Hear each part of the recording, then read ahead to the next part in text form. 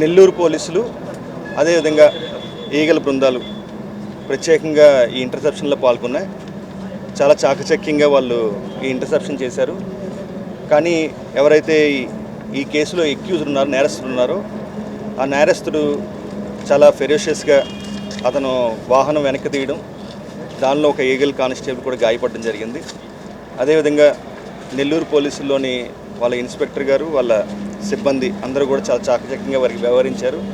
దానివల్ల ప్రత్యేకంగా అతన్ని చేసి పట్టుకున్నారు. మేము అందరినీ అప్పీల్ చేస్తున్నాం, ఎక్కడైనా సరే గంజాయి అనే పదం మీ ప్రాంతంలో ప్రవేశించుంటే 1972కి కాల్ చేయాల్సిందిగా ప్రత్యేకంగా మేము అప్పీల్ చేస్తున్నాం.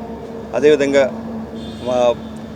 ఈరోజు ఇక్కడ జరిగిన ఇంటర్సెప్షన్లో పాల్గొన్న ప్రతి ఒక్కరికి కూడా ఇన్స్పెక్టర్ సాంబశివరావు గారికి, వాళ్ళ టీము, అదేవిధంగా ప్రత్యేకంగా ఎస్పీ గారి ఆధ్వర్యంలో ఈ ఆపరేషన్ జరిగింది.